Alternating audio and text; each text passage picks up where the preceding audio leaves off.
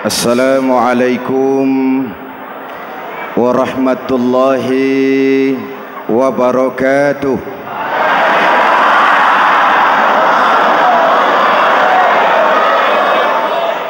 Alhamdulillahi rabbil alamin. Wassalatu wassalamu ala ashrafil mursalin Sayyidina wa maulana Muhammadin wa ala alihi wa sahbihi ajmain, amma ba'du. Para ulama yang saya muliakan, hadirin hadirat ma'asyiral muslimin yang saya cintai, banyak kita alami perubahan-perubahan yang terjadi, baik perubahan yang menyangkut sosial budaya, lebih-lebih yang menyangkut sosial politik. Yang tidak banyak mengalami perubahan adalah sosial ekonomi. Bahkan angka kemiskinan kita naik menjadi 3/5 dari total penduduk kita hidup di bawah garis kemiskinan, dan 20% diantaranya miskin mutlak. Perubahan-perubahan yang terjadi menyadarkan kita kepada kebenaran Al-Quran ketika Allah menyatakan wa tilkal ayyamu nudawiluha bainan nas. Hari itu kami putar di antara manusia. Ada saat datang, ada waktu pergi. Ada hari lahir, ada saat kembali. Ada waktu dilantik, ada saat menyerahkan jabatan. Hari kami putar di antara manusia dan hidup cuma sekadar menunggu giliran. Soalnya kemudian di tengah perubahan-perubahan yang terjadi begitu cepat, what must we do now?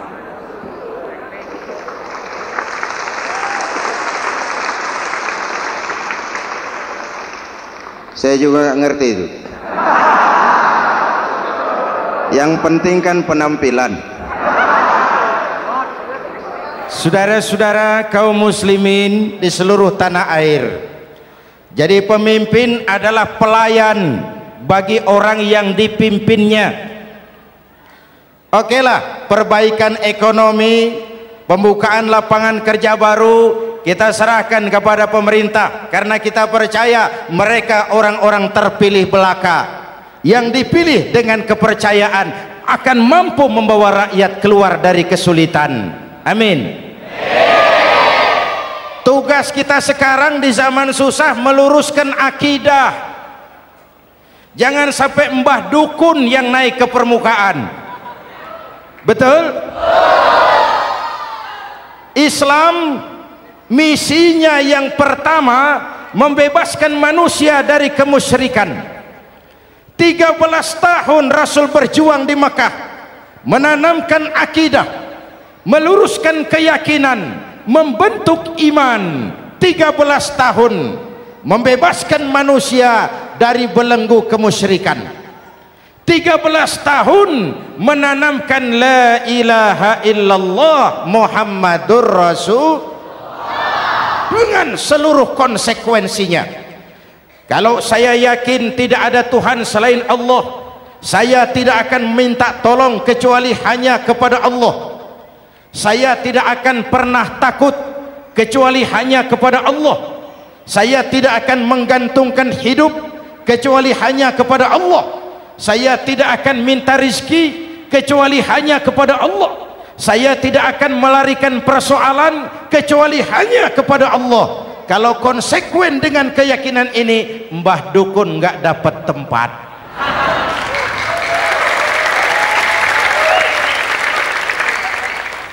Akur?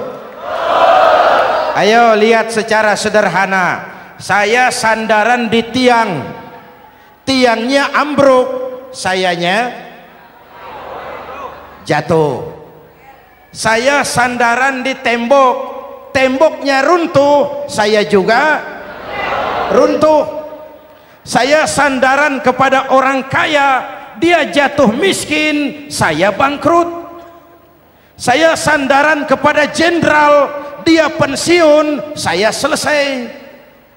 Tapi kalau saya sandaran hanya kepada Allah, Allah tidak akan pernah miskin, Allah tidak akan pernah lumpuh, Allah tidak akan pernah terpuruk, dan Allah tidak akan pernah berkurang kekuasaannya.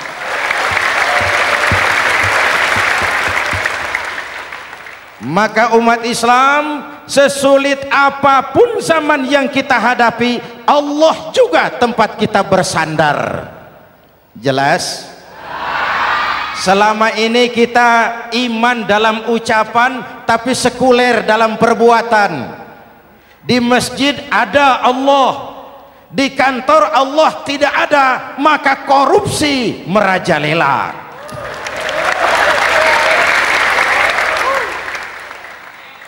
Di masjid ada Allah, di pasar Allah tidak ada, maka timbangan tetap curang. Kita iman dalam ucapan tapi sekuler dalam perbuatan. Oleh karena itu, sesulit apapun zaman yang kita hadapi, iman jugalah pegangan kita, Allah juga tempat kita bersandar. Boleh zaman berubah, akidah jangan sampai goyah. Karena iman kita hidup, untuk iman kita berjuang, dan dalam iman kita ingin kembali menghadap Allah Subhanahu. Selama ini manusia Indonesia kita lebih banyak diisi otaknya, hati sering kosong, agama dangkal, akidah rapuh, moral rendah.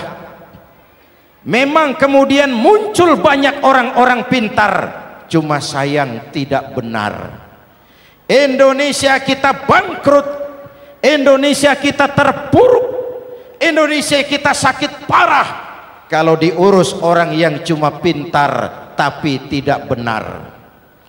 Kita perlu orang-orang pintar, tapi kita lebih perlu orang benar. Jelas? Kalau cuma pintar tapi tidak benar, itu yang sering saya sampaikan, nanti disuruh ngurus beras malah nimbun beras.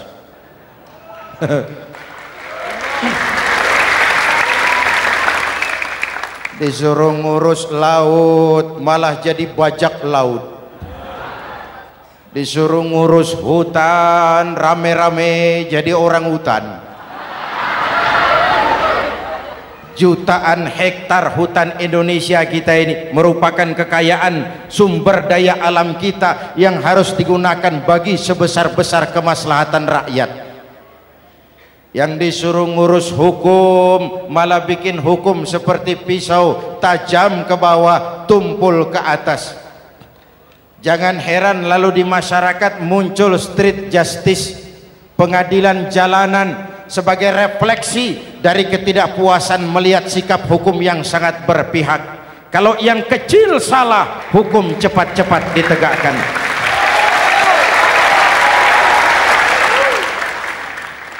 Lihat saja sekarang ini, kalau orang terkenal banyak uang punya masalah, antri yang bela. Betul? Tapi saudara lihat si Marsinah di Jawa Timur, si Sengkon dan Karta di Jawa Barat, si Udin Bernas wartawan Jogja terseok-seok mencari keadilan, sampai hari ini urusannya masih remeng-remeng. Kenapa bisa begitu? Jawabannya sederhana, tidak ada fulus. Ada fulus mulus, tidak ada fulus manfus. Betul? Jangan sampai para penegak hukum kita terjebak pada lagu baru, maju tak gentar membela yang bayar.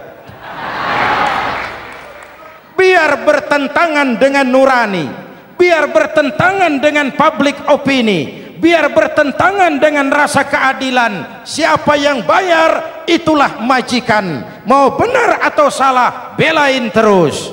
Kalau seperti inilah hukum kita, mafioso keadilan akan tetap gentayangan. Hadirin yang saya hormati, 13 tahun beliau berjuang di Mekah meluruskan keyakinan, memantapkan akidah, meneguhkan iman. Dari situ segalanya dimulai dan ke situ segalanya akan menuju. Intan paling mahal, mutiara paling berharga, tidak lain adalah nilai-nilai keimanan. Kalau itu sudah tergadai, apalagi yang bisa kita banggakan dalam kehidupan ini? Kita merasa harta kita berharga, belum ada artinya ketimbang iman. Kedudukan kita punya nilai pun belum ada artinya ketimbang dengan nilai-nilai keimanan. Itu intan paling mahal, itu mutiara paling berharga. Harta baru ada manfaatnya kalau dilandasi dengan iman. Jabatan dan kedudukan baru terasa gunanya kalau dilandasi dengan keimanan. Kalau jabatan lepas dari iman, yang akan lahir Fir'aun baru. Jelas? Kalau harta terlepas dari iman, yang akan muncul adalah konglomerat korun. Kalau ilmu pengetahuan terlepas dari nilai dasar keimanan, maka yang akan muncul adalah ilmuwan pelacur yang menyalahkan yang benar, membenarkan yang salah untuk kepentingan pribadi. Dan kondisi seperti itu tidak akan membuat kita makin sehat.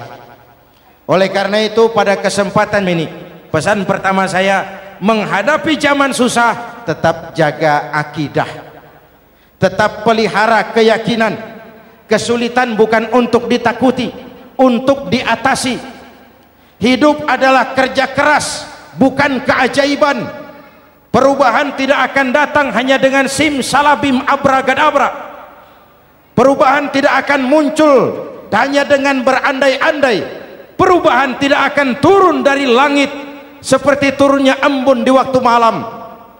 Perubahan adalah kerja keras, sehingga Al-Quran membimbing kita, innallaha la yughayyiru ma biqaumin hatta yughayyiru ma bi anfusihim.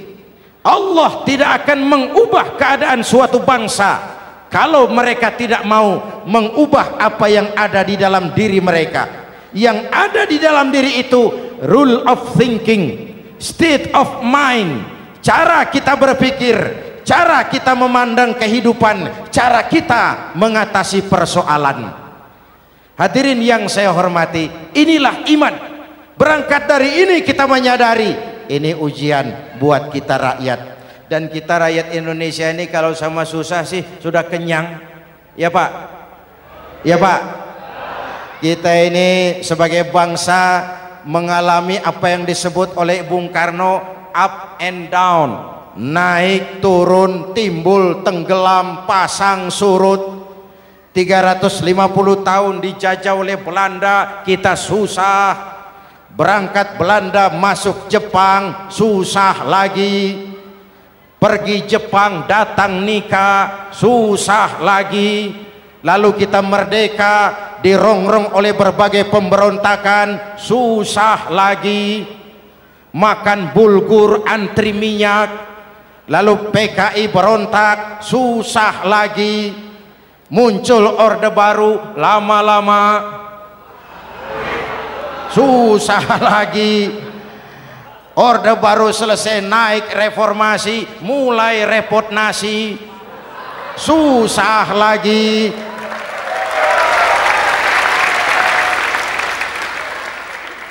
Kalau susah kita ini sudah akrab, sudah intim. Mestinya kalau sudah susah seperti itu, jangan salah sikap menyikapi kesusahan. Jangan sampai kita potong kompas, ambil jalan pintas, terjebak menghalalkan segala cara. Itu tidak akan menguntungkan, itu tidak akan menyelesaikan. Kalaupun selesai, nampaknya penyelesaian sesaat, dan penyelesaian sesaat bukan penyelesaian yang sebenarnya. Karena itu tetaplah dalam koridor keimanan. Boleh zaman berubah, akidah jangan sampai goyah. Silahkan masa berganti, tapi keyakinan jangan mati. Sekali la ilaha illallah sampai tetes darah paling penghabisan, tetap la ilaha illallah. Sanggup? 3 orang. Sanggup?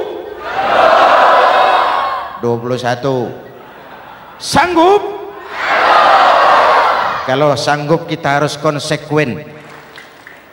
Saudara-saudara di seluruh tanah air, misi yang kedua dari Islam setelah membebaskan manusia dari kemusyrikan, membebaskan manusia dari ras diskriminasi, mengikat manusia dengan tali akidah. Sebelum Islam datang, manusia dibedakan oleh warna kulit, manusia dibedakan oleh faktor keturunan, manusia dibedakan oleh faktor harta dan benda. Adalah Rasul yang mengajarkan, innallaha la yanzuru ila suwarikum wala ila amwalikum walakin yanzuru ila qulubikum wa a'malikum.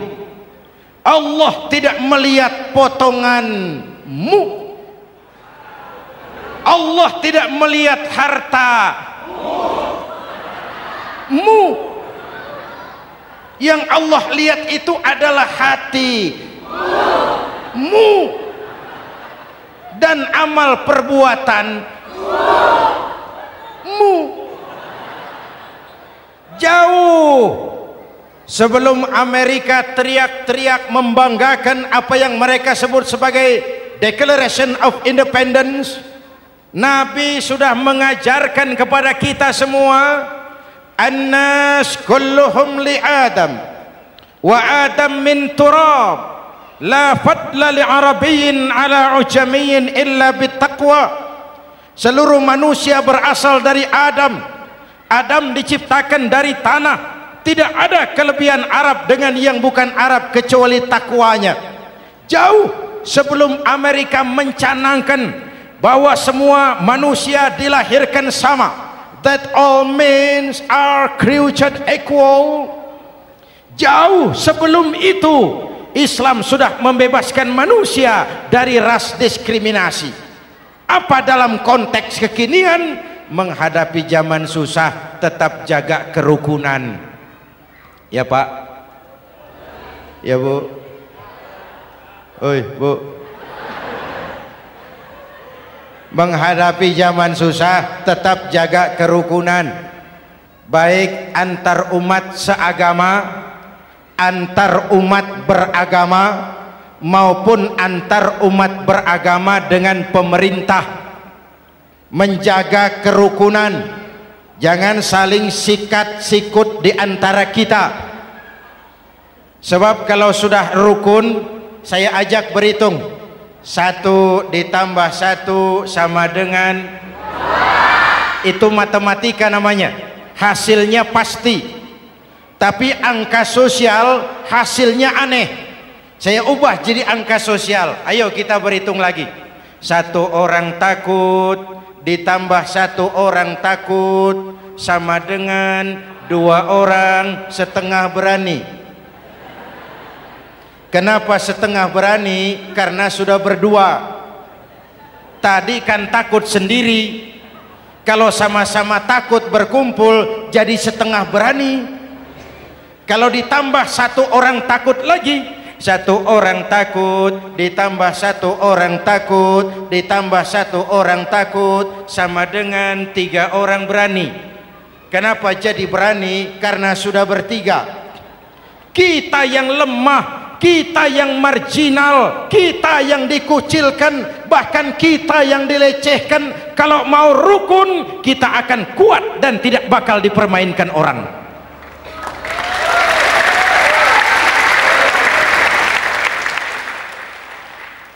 Tapi kalau rukunnya yang satu mau menikam yang lain, saya ajak berhitung lagi.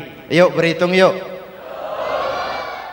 1 ekor ayam ditambah 1 ekor musang sama dengan 1 ekor musang. Kemana ayamnya? Dimakan musang. Betul nggak nih hitungan? Ayo kita hitung lagi. 1 ekor ayam ditambah 1 ekor musang sama dengan 1 ekor musang. Kemana ayamnya? Dimakan musang. Jadi kalau kita suka kumpul dengan orang yang mau makan kita, selesailah kita.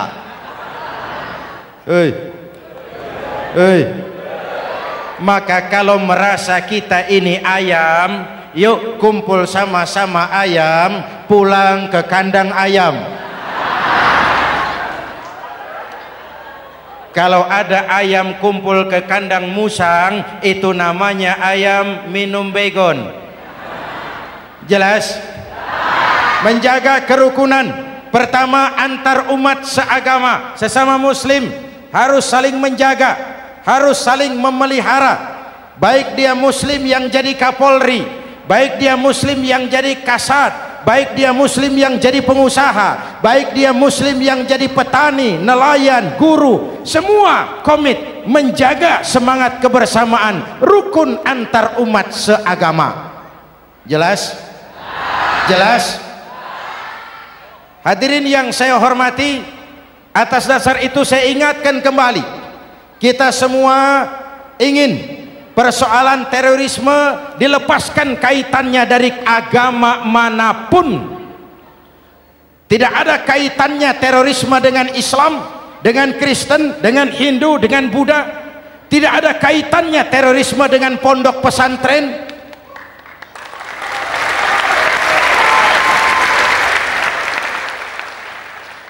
Jangan sampai pesantren jadi kambing hitam.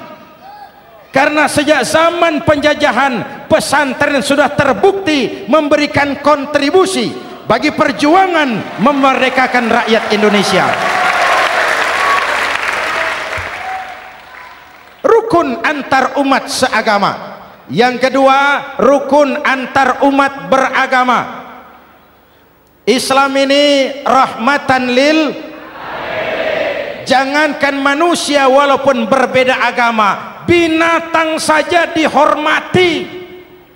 Ada hadis, fa iza zabahtum fa ahsinuz zibhata. Kalau kamu menyembelih hewan, sembelihlah dengan cara yang terbaik. Jangan menyembelih ayam dengan pisau tumpul. Itu namanya tidak berperi kebinatangan. Yang kecil lagi, saudara buka babul istinja, makruh buang air kecil di tanah yang berlubang. Sebab apa? Pertama, menjaga kesehatan. Siapa tahu di lubang yang saudara buang air kecil itu ada gas beracun. Kalau tidak, melindungi binatang yang ada di dalam lubang. Siapa tahu di lubang yang saudara buang air kecil itu ada semut sedang rapat membahas terorisme. Apa dosanya lalu mati dikencingi? Ini namanya rahmatan lis semut. Binatang saja dilindungi. Maka perbedaan agama tidak harus menyebabkan kita bertolak belakang. Perbedaan agama bukan alasan untuk saling bermusuhan. Apalagi kita sudah menyadari tentang kemajemukan kita, tentang kebinekaan kita, tentang keragaman kita. Rukun antar umat beragama, saling menghormati, saling menghargai, tapi tetap dalam batas lakum dinukum. Lalu rukun antar umat beragama dengan pemerintah. Hadirin yang saya hormati, yang benar kita dukung, yang salah kita perbaiki dan kita tegur menurut cara-cara yang diajarkan oleh agama kita. Dan sholat berjamaah, pendidikan bernegara yang paling bagus. Tadi kita sholat ada imam, ada makmum, betul? Makmum wajib ikut imam kalau imam benar sholatnya. Rakyat wajib ikut pemimpin kalau pemimpin benar mimpinnya. Masyarakat Islam ini loyal. Masyarakat Islam ini bukan pemberontak. Masyarakat Islam ini taat dan setia. Kapan? Kalau imamnya benar. Imam takbir, makmum. Imam ruku, makmum. Imam i'tidal, makmum. I'tidal. Imam sujud, makmum. Tapi kalau imam keliru, mestinya imam ruku malah sujud. Salah imam ini. Tegur. Siapa yang wajib negur? Makmum yang saf terdepan. Anggota DPR.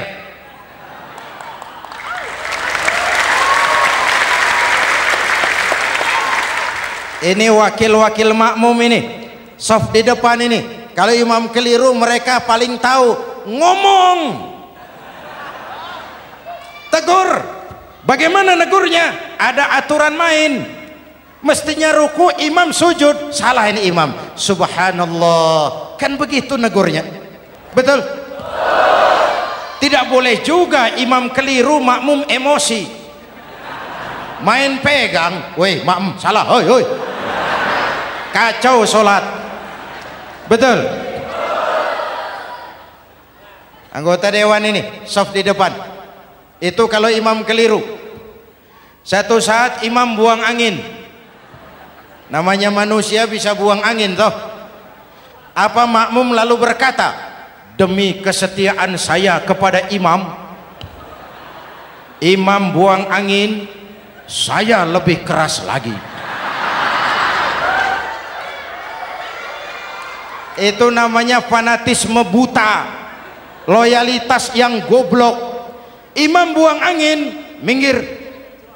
Iyyaka na'budu wa iyyaka nasta'in. Sampai situ imam buang angin, minggir imam. Lalu saf yang di depan maju. Tidak usah bikin solat baru, teruskan pekerjaan imam. Ihdinas siratal mustaqim. Teruskan. Kenapa? Kalau bikin solat baru lagi, nanti buang angin lagi. Bikin lagi solat. Kapan selesainya solat? Kapan selesainya membangun negara ini? Yang penting imam tahu diri, buang angin, minggir.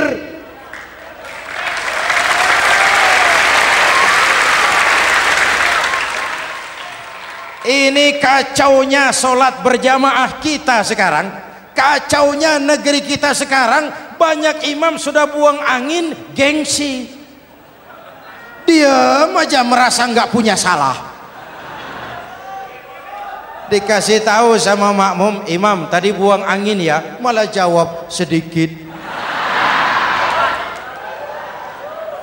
Apa kalau sedikit lalu tidak batal solat itu? Mekanisme kehidupan sosial yang diatur lewat tuntunan solat berjamaah, sehingga Nabi berpesan, kun imaman muta'an au ma'muman muti'an fala takun thalisan jazu'a. Kalau jadi pemimpin, jadilah pemimpin yang ditaati.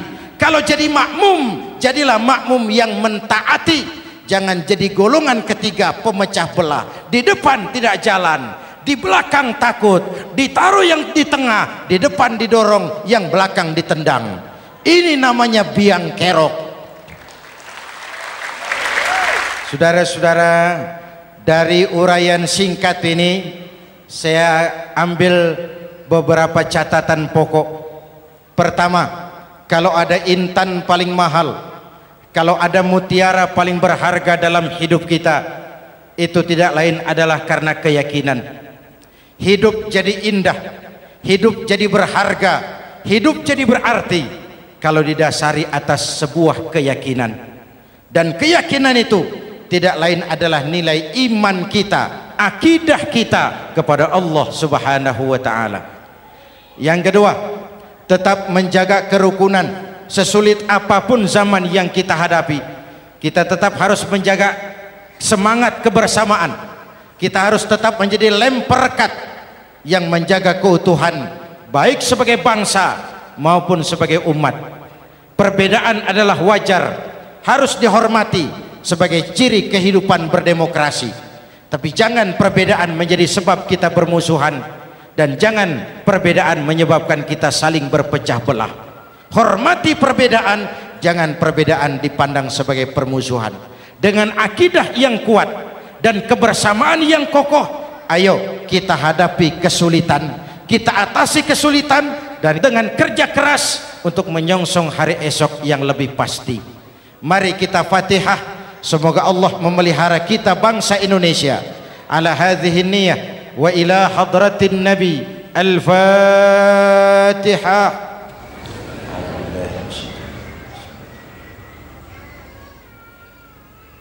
Iyyaka na'budu wa iyyaka nasta'in. Ihdinas siratal mustaqim. Siratal ladzina an'amta 'alaihim. Bismillahirrahmanirrahim. Amin. Alhamdulillah rabbil alamin. Allahumma salli wa sallim mubarak ala sayyidina Muhammadin wa ala alihi wa sahbihi ajma'in. Allahumma rabbana taqabbal minna salatana wa siyamana wa qiyamana wa takhashu'ana wa ta'abbudana wa tammim taksirana ya arhamar rahimin. Allahumma aslih man fi salahihi salahul muslimin. Allahumma ahlik man fi halakihi salahul muslimin. Allahumma rabbana la tu'akhizna in nasina aw akhtana. Rabbana wa la tahmil alaina isran kama hamaltahu ala alladhina min qablina. Rabbana wa la tuhammilna ma la taqata lana bih wa'fu 'anna waghfir lana warhamna anta maulana fansurna 'alal qaumil kafirin. Allahumma ij'alna minas su'ada'il maqbulin wa la taj'alna minal ashqiya'il mardudin. Afdalu ma qultuhu ana wan nabiyyuna min qabli. La ilaha illallah.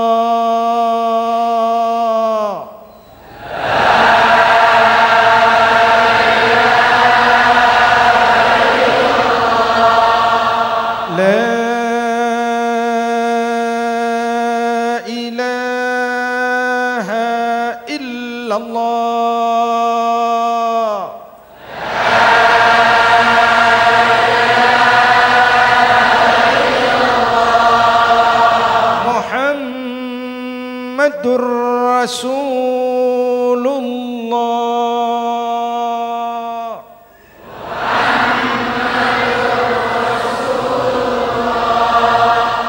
Sallallahu alaihi wa alihi wa sallam. Kalimatu haqqin 'alaiha nahya wa 'alaiha namut wa 'alaiha wa biha nub'atsu insyaallah minal aminin minal aminin minal aminin rahmatika ya arhamar rahimin.